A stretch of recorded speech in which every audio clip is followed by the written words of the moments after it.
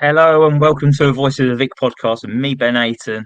Um, we're here to discuss Watford's 0-0 draw at home to Vicarage Road against Plymouth Argyle yesterday. I hope you enjoyed our opening titles as well. It's a new thing we're putting together as well, just make us a little bit different to everyone else who's a Watford podcast or YouTube channel, and that's just something a little bit different from us and us having our own little stamp and that.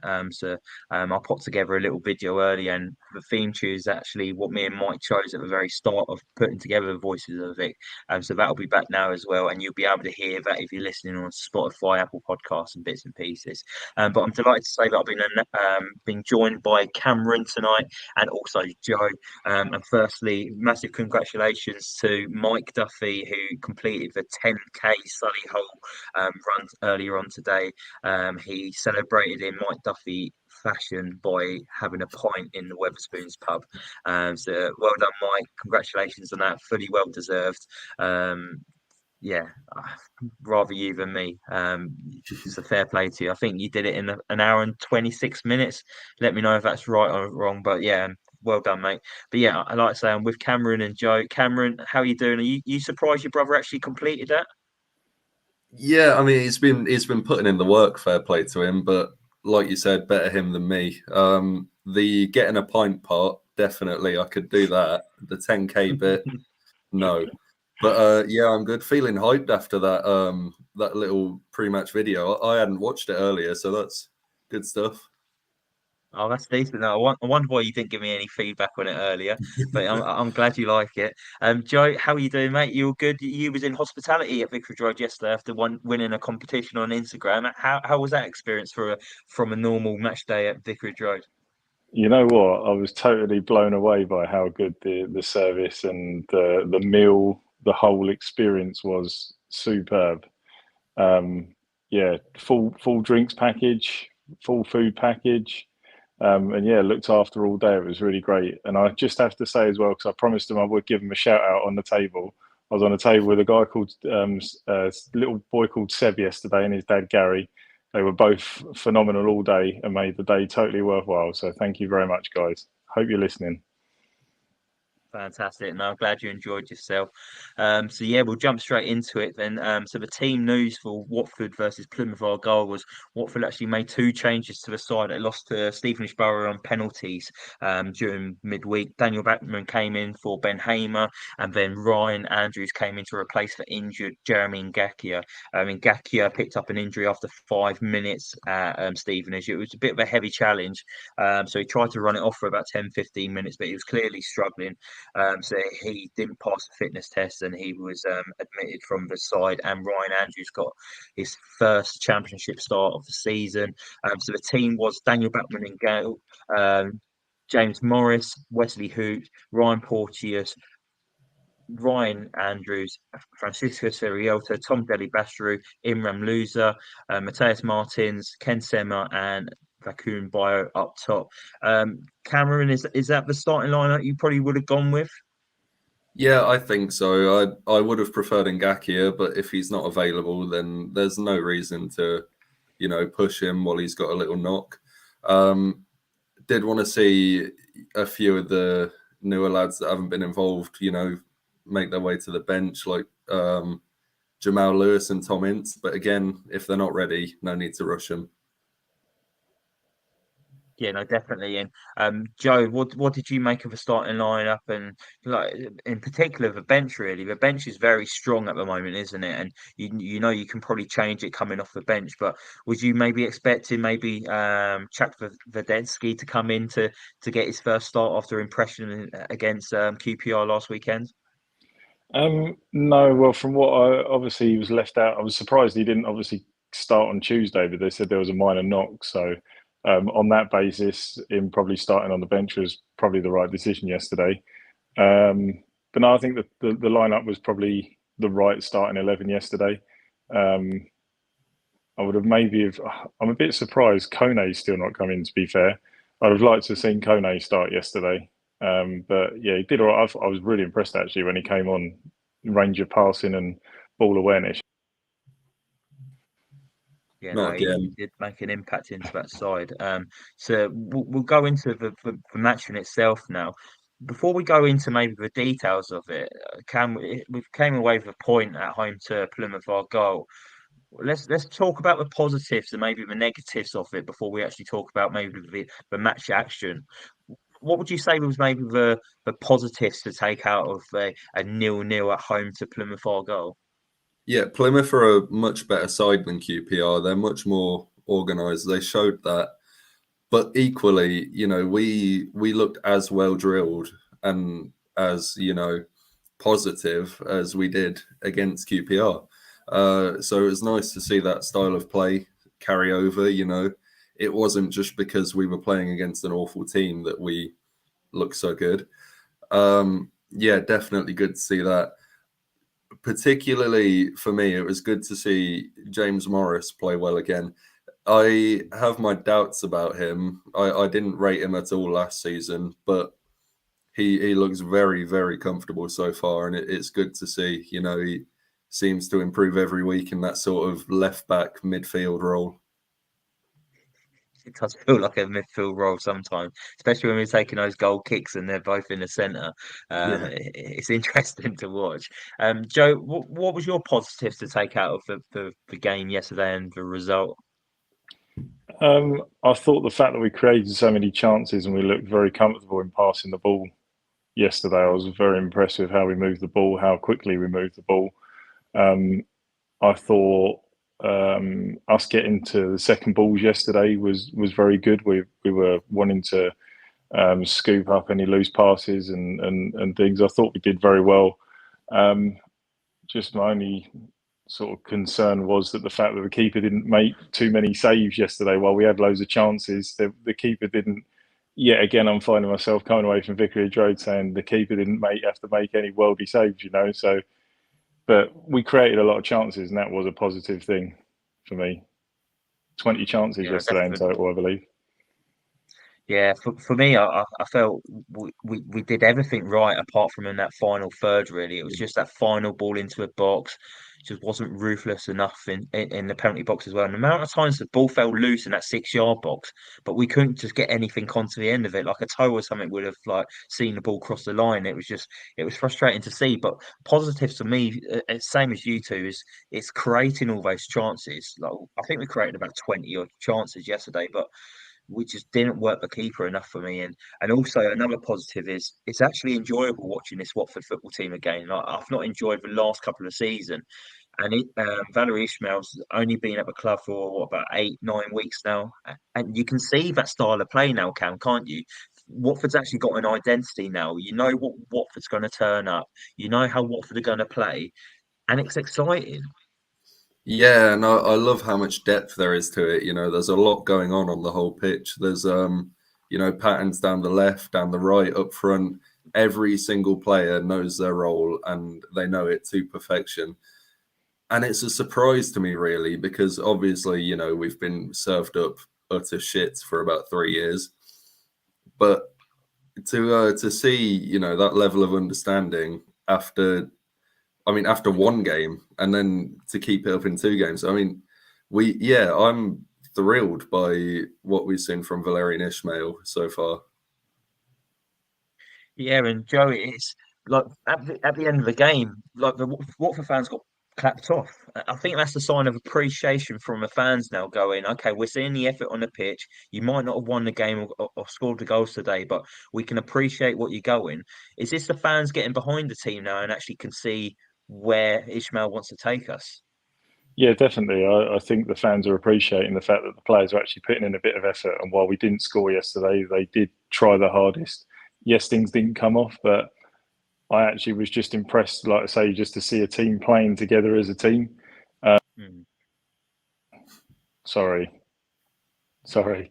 Yeah, the fact they were playing together as a unit. I'll tell you, in particular, you saying about Morris, Cam, yesterday. I thought Morris and Martins down that left side yesterday were Yeah. phenomenal together. It was really impressive, and it just what is really refreshing to see is that Martins was really disappointed yesterday when he came off.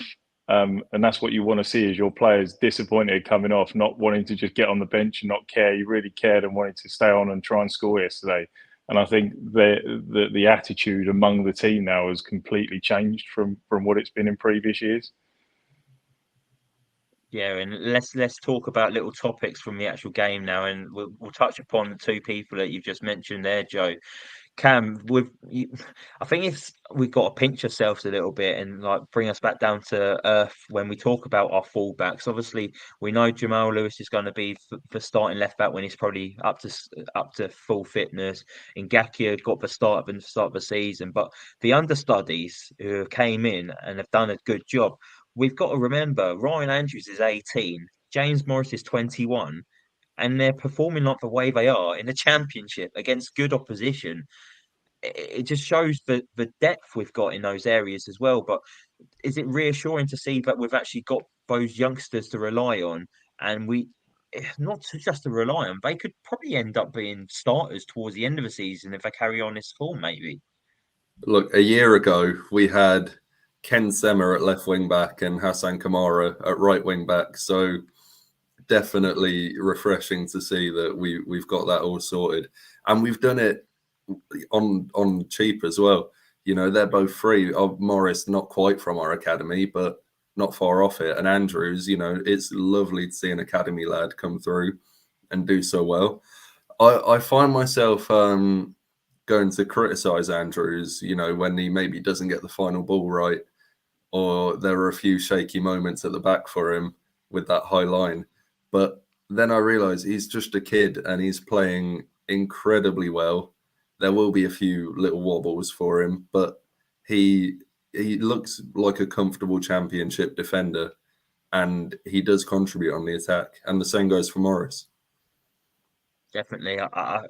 From when they've came in last season, Joe, you can see that their game improving, especially James Morris, I'd say. I've been massively impressed with him. And I think maybe he's gone under the radar because everyone's all focusing on Ryan Andrews. He does deserve the plaudits, but I think James Morris has been up there as well. Maybe, I think yesterday, I think he was maybe a bit better than Ryan Andrews. How do you think about it? Yeah, do you know what? While Morris was really good and I was really impressed with him going forward, there was a couple of times where Plymouth were coming forward, and I found him a little bit out of position. Like there was a couple of times where he was like central, in the middle of the pitch, which was a little bit frustrating. But he soon got back into position. But yeah, I'm really impressed with Morris. I really like him. He's a starter for me. It's going to be tough for him when Jamal Lewis comes back because I think Lewis is going to come straight in, isn't he? I mean, that's going to be the obvious switch. But if there's a way that both of them can get in the team, I think that left side could be quite interesting, for us if they can both get in the side. Yeah, we'll move on to Mateus Martins now because I want to speak about him a little bit. Cam, I've been really impressed with him since well, the start of the season, pre-season as well. He's looked good. He's looked really lively, actually. Do you put that down to maybe him being more used to the league now, or that he's maybe got a point to prove after last season? He only played six championship games and then he was frozen out by Chris Wilder. Or would you put it down to Valerie Ishmael, giving him that belief, fitting him into a system that maybe actually suits him a bit more than what he was used to last season? He does have a point to prove, but I'm putting it solely down to Valerian Ismail. I mean, credit to the player as well. But if you look, there's always room for our wingers. Mateus Martins in particular, Wesley Hoot feeding him the whole game. That's perfect for him. And if you contrast it with Ismail Assar last season, we're sort of always cramming the ball down the wing and we're not really making any kind of, energetic movements or anything to create space. There's no way a winger can thrive in all that. Contrast with now, there's movement all over the pitch and Mateus Martins is just thriving on it. And when he gets the ball, he knows exactly what to do. He's going to cut inside and, look for that final ball. And it's working a treat so far. Yeah, the amount of times Wesley who found him yesterday was ridiculous, and like you say, got a good understanding as well. He knows where Martin is, but Martin's is hugging that touchline, isn't he? Just creating that space as well, opening up the pitch for Watford to make those attacks, and I think his pace is massive for us on that left hand side. And when you looked over to the right hand side, maybe Joe, it wasn't the same really with Ken Sema, was it? He hasn't got as much pace as Martin's. He wasn't taking on his man and beating him as comfortably as Martin was and getting to the byline. For me, yesterday, Ken struggled. And at the start of the podcast, a couple of weeks ago, start of the season, we all gave our players who were potentially going to struggle the most this season under Valerie Ismail, other than Daniel Batman that Cameron reminded me of yesterday. Ken Sema would be the one who's maybe struggled a bit in this system for me. Yeah, do you know what? I think the criticism yesterday may be a little bit harsh because for me that left back that Plymouth have got is probably in the top three left backs in the league. Like putting him there, it was going to be tough, and I think Ishmael realised that quite quick, because obviously he switched them over, didn't he, midway through the first half, and they swapped sides. Oh, we might have lost Joe again. Oh, Put no, we 50p haven't. in a meter, you'll be back. No, I was still sorry. Yeah, so yeah, I can't remember what I was saying now. Oh yeah, they swapped Sema and Martins over midway through the first half, didn't they? Because obviously Sema wasn't getting much luck down that side. So putting him on the left, he had a bit more. Yeah, he had a bit more luck, didn't he, in the first half? And Martins didn't really do as well when he was switched over, which I think is why he was put back in the second half. So yeah, I do think you're right, though. I do think he is going to struggle more than he is going to do well, though, this year, Ken, unfortunately. But I hope he's still part of the squad. He'll be a good, like we said at the beginning of the season when we did the first podcast, he'll be a good last 20-minute player, but I don't think he's going to last too many games, all 90 minutes, is he? No, I think he'll be a good impact player off the bench. Cam, where do you maybe see Ken Sema fitting into this Watford team? Because Chapter Vedesky, he's obviously coming back up to full fitness. We've got Tom Ince to return as well. Do you actually see a spot in this side for Ken Sema at the moment, The problem or in a couple of is, weeks' time? the problem we got is Valerian Ismail clearly wants inverted wingers. He wants a left footer on the right, and Ken's about as left footed as you get, really. So, when he's on that right side, we're finding it very, very easy to get to the byline. And you need a bit of sort of mobility. You need to shift it onto your strong foot, or you need to use your weak foot, and you need to find another player. Ken just can't do that. I don't think he suits it at all. I think he'd be much more fitted to playing in that left back role if Jamal Lewis and James Morris aren't available. But also, like Joe said, he'd be helpful as a last 20-minute player because he will give his all and he will work hard and he's got good defensive attributes. There's a place for him, but I don't think he should be a starter anymore, especially after what we saw from his competition yesterday. Yeah, let's talk about his competition. I didn't mention him there when I was reeling off for right-hand players in this side, but Yasser Espria came on and played on that right-hand side, and Jesus, he had the point to prove, it seemed like yesterday, and we missed him. For the range of his passes, like how he can pick a pass out, but no one else really in the team can do apart from him round loser. You just instantly be like, "Oh, we've missed you." Like the ball where he slipped it through the defenders and Bio ran onto the end of it. Like I know the finish was poor, but the range of passing, and Yasser's, what is he, 18, 19 still? He's so inexperienced, but the range of passing he's got, and the touch as well. The amount of times he pulled the ball out of the sky and just killed it with his first touch was unreal. And he's just got a zero sense of gravity as well. He can just glide past people. Joe, what do you reckon about Yasser Asprilla? Fantastic cameo appearance for him yesterday. Would you maybe put him in contention for maybe Stoke away next weekend, or is that a bit too soon? No, I definitely would. To be honest, I thought he did very well when he came on. He looked very lively, like you said. He had a point to prove. In there's been a lot of speculation about him in the news this week about a move away. Um, he came in and did what his job was, and he created a lot of opportunities. Obviously, you mentioned the chance that he put through for Bio, which was put wide. Um, Disappointed that Bio didn't do better with that, which would have been a superb assist had he scored.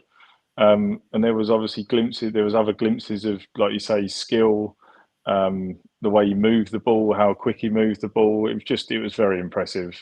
Him and Martin, that cameo appearance and Martin's performance yesterday were my two favourites. Yeah, he is one of the positives out of yesterday as well, Cam, wasn't he? And I think him linking up with Andrews on the right hand side was exciting as well. Andrews was coming over on the overlap a few times as well. But he just linked up well with everyone, even with Imran Loser. Where would you maybe play Yasser as in the starting lineup? Do you think that right hand side's probably the role for him because he looked very effective yesterday, or would you maybe look him and maybe in a forward midfield role? No, I think he's perfect for that right wing position. The way he can sort of cut in, you don't know which way he's going to go. He can go inside or outside. Um, yeah, as you said, the link up with Ryan Andrews, making those overlapping and underlapping runs, he found him every time. If he can score more goals like the one at Huddersfield against Huddersfield as well, then that right wing spot is his. Centre mid, yeah, he can play there, but would you put him and Loser in there together? That's quite lightweight. I'd probably say no, so I'd put him on the wing. Yeah, I think the right hand side is definitely the place for me as well. He just looked fantastic over there, and I think that could be his own position this year. I don't. Well, we saw it yesterday around the 60th minute mark. Valerie Ishmael made 4 substitutions, so we're going to see a lot of rotation. We know that Valerie Ishmael did this a lot at Barnsley, but I don't think he did 4 substitutions. I don't think it was a rule back then that you could have more than 3 subs at one time. But it was impressive for me to see yesterday. It was 60th minute on the gap with the clock. We made those 4 changes and they was all positive. Like, he was attacking for game. He wanted to get those 3 points for Watford. It was Sirielta came off, Tom Delhi Bashru came off, Sema came off, Martins came on, Livermore came on, Kone came on, Chak Viteski came on, and also Yasser Espria. Very attacking substitutions. Was that a indication that Valerie Ismail he's going to attack this league and he's going to try and get those 3 points instead of sitting on it and hope for the best and maybe change it in the last 10 minutes? Yeah, I was very. I've got to be honest. I was very surprised to see 4 subs all come on at once yesterday. I thought he would have done it in stages yesterday. I thought Chad Fakatsi was all right when he came on. There wasn't too many balls, to be honest, that went down that side, were there, when he came on? It was all coming to Espria. And obviously he impressed when he came on. Kone as well, his range of passing. I thought he picked up the ball a few times. There was a great a pass where he picked up the ball just inside our half, and he put it out wide to Asprilla, and he picked it up and drove forward with it. I think it was a chance where Andrews had that shot saved by the keeper at the near post, which was just unlucky. So that was good. But I've got to be honest, Jake Livermore yesterday, I didn't get it. I was a bit surprised when he came on, and I think he only had like a dozen touches yesterday in the end. I don't think he touched the ball too many times, did he? He wasn't really involved too much. Movement wasn't really great for me, but hopefully with match fitness, he may get better. I don't know what you guys thought of him yesterday. Can Yeah, I? well, I'll open this up for Cam because I think Cam thinks completely different to you, which is Yeah, interesting. I do. First, I do want to talk about those subs because we are going to see that a lot. He did it against QPR when we were sort of, losing control of the game, and we regained it immediately after that triple change. Yeah, it's an intense style, and we're going to have to change a lot because players will get tired. But yeah, Livermore, I I know what you mean about the lack of movement. He's not that kind of player. I thought he looked quite solid though, and his range of passing did surprise me a little bit. That it was like I think there were about 5 or 6 Etienne Capoos on the pitch yesterday because the diagonal balls were just phenomenal. But Jake Livermore, he did contribute to that, and credit to him. I think he didn't look out of place.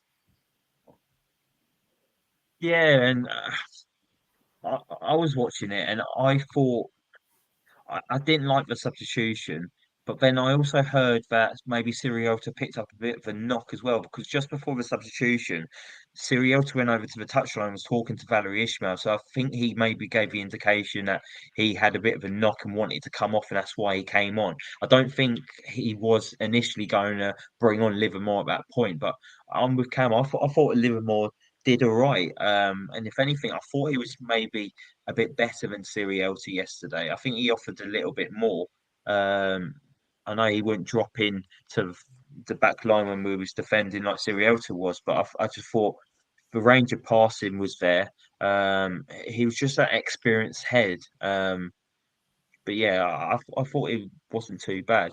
I want to talk now about Wesley Hoot and Joe. I was really impressed with Wesley Hoot yesterday, and it was a number of things for me. It was his range of passing, the quickness of the tempo that he was keeping, the accuracy of his passing, but also his overall defending as well. He was fantastic as a defender yesterday. It was like the complete performance for me. What did you think of Wesley's performance? Yeah, I totally agree. Aerially, he was phenomenal yesterday. All the balls that were coming forward, he was getting his head on every ball. Like you say, his range of passing was superb. He was picking up every time the ball was being passed down that side. He was getting it straight away, wasn't he? He was passing it. He was getting rid of it. Deli Bashiru, Morris, whoever was there closest to him. It was brilliant. And yeah, he was definitely. I think overall, if you're gonna, as they gave you man of the match, I think that was probably the right decision. I did think he was absolutely brilliant yesterday. Yeah, no, he was fantastic. And Cam, what do you want to say about Wesley Hoot? Because he impressed so many people yesterday. I don't know if I heard an announcement yesterday at Vicarage Road about being the man of the match or anything, but he definitely would have been mine.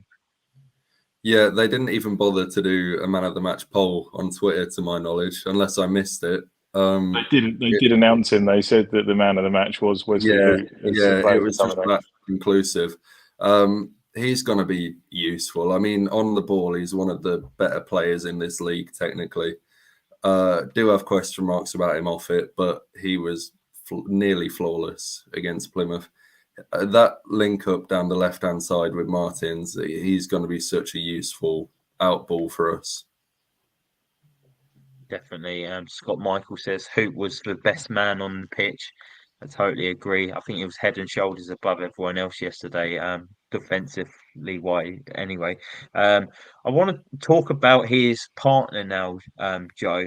Ryan Porteous maybe gone under the radar because of how good Hoot was yesterday, but Porteous had a very good game. And if it wasn't for Ryan Porteous, Watford probably could have been 1-0 down in that first half due to the disposition of Daniel Batman.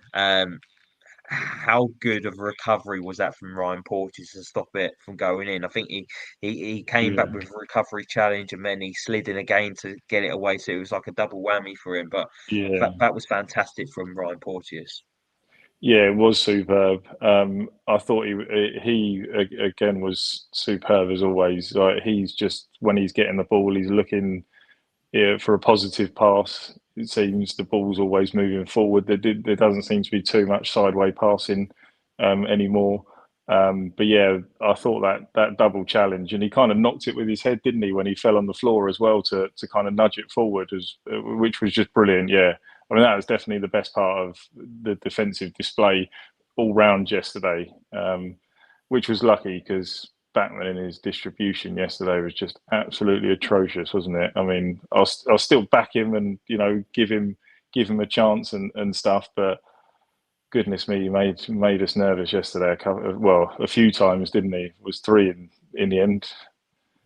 Yeah, I wanted to start with the positives, and that's why I didn't go into the negatives straight away. So we've dedicated half an hour to positives from yesterday's performances, and now I'm going to come to you, Cameron, about the negatives. Joe's touched upon it a little bit there. Um, Obviously, it's Daniel Batman. It's his kicking, isn't it? It's just there was two or three occasions yesterday. There was, I think, one in the first half with Ryan Porteous, and then I think there was at least two in the second half. And one of them was he was caught so far out of goal, and if it fell to a decent, a better player, they would have lobbed it over Daniel Batman, and it would have been 1-0 Plymouth Argyle. But these things are going to keep on coming, isn't it, Cam? Because he's been told to play the way he is. He's just not comfortable doing it, and the world can see it. Yeah, we're becoming the Daniel Bachman show at this point because we talk about him every single week. But no, I saw a quote from Ishmael saying any mistake Daniel Bachman makes, blame the manager, the one who's asking him to play that way.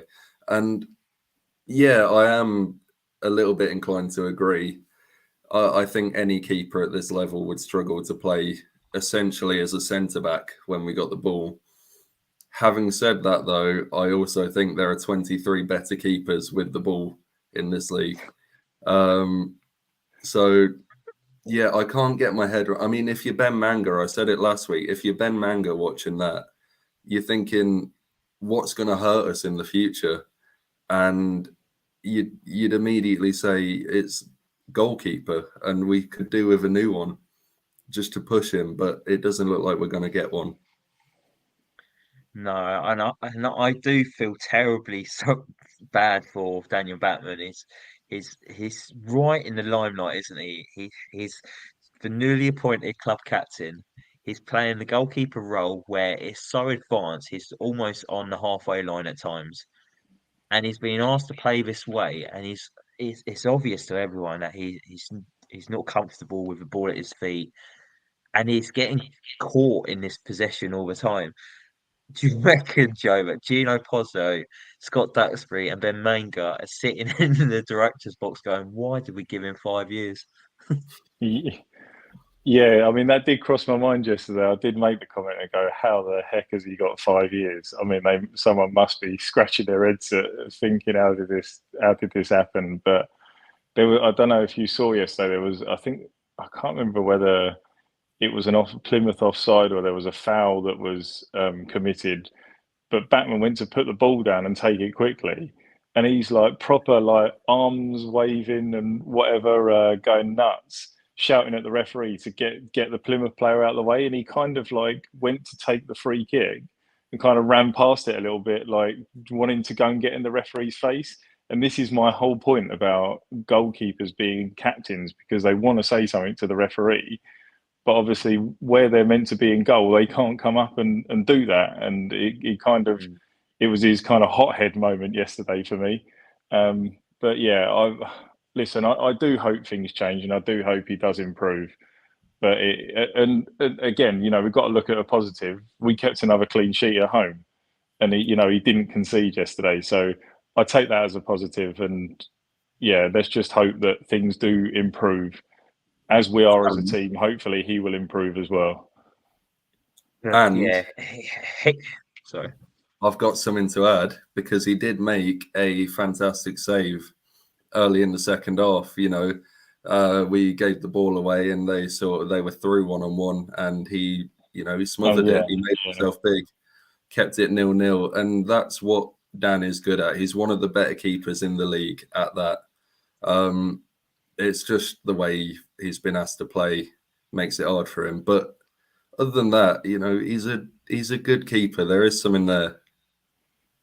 Definitely, I was just going to bring it up as well. As much as Will highlighting how bad he was with his kicking yesterday, and he could have cost us as well. Also saved us on a couple of occasions. That save you're talking about there in the second half, it was fantastic from Daniel Batman, and that's the Daniel Batman that we all know how well he is at. The shot stopping is up there, and with the better keepers in this division. It's just whenever the ball's at his feet, it's when he struggles. But yeah, we've got to give him credit for what he produced yesterday by stopping the ball going in the back of the net. But I do think we are going to be talking at some point about a Daniel Batman error from kicking. I think it's just inevitable for it to happen. But hopefully it won't end up costing us, because we do look decent going forward. It's just having that maybe proper number 9 in the penalty box. So we'll probably stop talking about the game yesterday. I think we covered everything. But Watford are actually, after the game, Adam Leventhal announced that Watford are still working on a deal to bring in a number 9. Sorry, Cabra is one of the guys being linked with a move to Watford, a former Cardiff City loanee. But there's also another gentleman, and he comes under the name of Shema Nicholson. He is a Jamaican international. He scored 10 goals in 33 appearances for him, and he's currently playing at Spartak Moscow. I don't claim to know absolutely anything about him, and I've been super busy today, so I've not even looked into him a little bit. I haven't seen any goals of him, but looking at the frame of him, he's a 6'4" striker. So he's totally different to what we've got in his side. Cam, is that obviously that position Watford's trying to fill it's to be different to what we've actually got, isn't it? Because we've got Healy, who's quite small, we've got Bio, who's different as well, but we haven't got that big striker who's got that big frame and can put his body about. This is obviously the type of striker Watford are trying to bring in, and I think Sorry Cabba's probably the same kind of style as him as well. Yeah, and if you watch Bio yesterday, he is always in the right place, but he doesn't necessarily have the physical strength to, occupy a pair of centre backs. So, yeah, we will be much, much more effective if there is someone who can get on the end of, all those cutbacks and crosses. 6'4", yep, perfect. He'll score a few, I reckon. Don't know anything about him, but interestingly, he was replaced by Bio when he left Shalwa, who he was quite prolific for. Bio's connected to everyone, isn't he? He's Yeah. connected to Reece Healy as well. Yeah. Joe, do you claim to know much about the Jamaican No. international Nicholson? No, unfortunately not. I don't really know. When I saw the name, I'll be honest, I did go who. But if he sounds like he does score a lot of goals, and like Cam just said, 6'4", he's got the frame, he's got the height, he's got the build, so he's going to fit that, fill that position that we need filling. So yeah, like we do every player, get him in this if he's coming, and let's get behind him, and hopefully he'll have 20 goals come May. Well, let's hope so. We definitely need a striker ASAP after yesterday's watching. obviously Bio, he's got 2 goals to his name this season, but he done better yesterday. He had a good chance with a cross into a box by was it Martins in the first half, and he had a volley that just went narrowly wide of the post. But that 1-on-1 charge, Cam, was just, I had nightmares about that last night. He has to do better. He actually went to the keeper's side where the keeper was covering the most. I'm surprised he went that way, but there was so much more of a gap to the left of the keeper. But he went to do the right of the keeper, and for me, he just took the wrong option. It was a very tired effort, wasn't it? He'd normally any striker there, you take a touch, you set yourself, and you lob the keeper or you slide it past him. He snatched at that, and yeah. Thing with Bio, he will score goals, obviously, because he'll always be in the right place, and we will find him the way we're creating chances. He needs 2 or 3 a game to score 1 goal, and that's where an upgrade, there could be a lot of value in that. Yeah, definitely. I'm surprised as well, Joe. We're talking about how maybe tired Vacuum Byros was towards the end of the game yesterday, but we didn't actually see Reece Healy enter the field. I'm surprised. Like, I would have thought his pace. I would have fancied Healy onto that more than Bio, that 1-on-1, because of the clips we've seen of him in the Toulouse shirt where he would be finishing. But were you surprised that we haven't seen Reece Healy yet? All he's had is 10, 15 minutes off the bench away at Stevenage.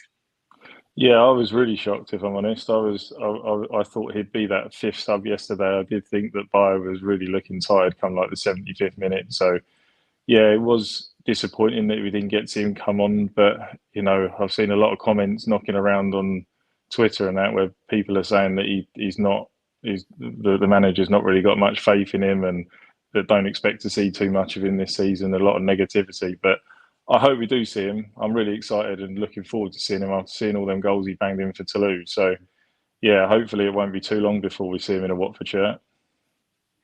Hopefully not. Well, we've got a game coming up next Saturday away at Stoke City. Stoke actually lost 2-0 away to Ipswich Town yesterday, and they've started the Championship season fantastically. Ipswich, one of 2 teams that have a 100% record at the moment. I've actually backed them to finish in the playoffs this season, so I'm looking forward to seeing how they get on this season under Kieran McKenna. But Stoke City, Cameron, we're going to do a preview during the week. But just quickly, Stoke, completely different kettle of fish to what Plymouth Argyle are. Brought in a lot of players, lots of good players. They've got a decent manager in Alex Neil. He's been there a season now, so he's fully implementing his style across to the players. Do you think this is going to be a tougher proposition than Plymouth? I think it'll be tougher in the aspect that they will get at us a lot more. I've backed them to do quite well. I might regret that after some of the stuff I've seen, but they do have forwards that can hurt us, like Wesley. I mean, he's bound to score. I'm going to put money on that. Tyrese Campbell, he's one of the better players in this league, so they can hurt us, and we showed we're not completely invulnerable at the back. It's going forward. I think we can have a lot of joy against Stoke, more so than we did against Plymouth. A few of the goals they've conceded have been pretty comical, Stoke. I mean, if you watch the highlights of that Ipswich game, I don't know what they're doing. The goal for the second goal for Ipswich, he had the freedom of Portman Road. There Yeah. was no one around him. I was like, what on earth? I was expecting a defender to come into a frame just when he put the ball into the back of the net. But there was still no one on the scene. It was shocking, and hopefully they'll be that open next week when we go to the Britannia. Joe, do you think this style of play for Watford that Valerie Ismail's implemented is going to be as effective away from home as it has been at home so far? Do you think maybe we can maybe exploit teams maybe more away from home because we're going to be maybe more on the counter where we'll move the ball quicker and get forward quicker? Yeah, I 100% do agree with that. Yeah, I think you are going to find that we're quicker away, better away from home. I think because we are going to be moving the ball quickly, and a lot of teams prefer to sit back, don't they, a little bit at home, and Stoke are one of those actually. I think last year, with that performance we won 4-0, we got in behind them so many times and it was so easy. I think they're probably going to be a little bit better than that, if I'm honest. It's the start of a new season. They've got new players as well, so it's not going to be as open, I don't think, as what it was last year. But I do think we'll get more joy than we have done at home in terms of getting in behind teams and stuff, and probably, hopefully, have a few more attempts on target away from home as to what we did on Saturday. So, Any of you two going?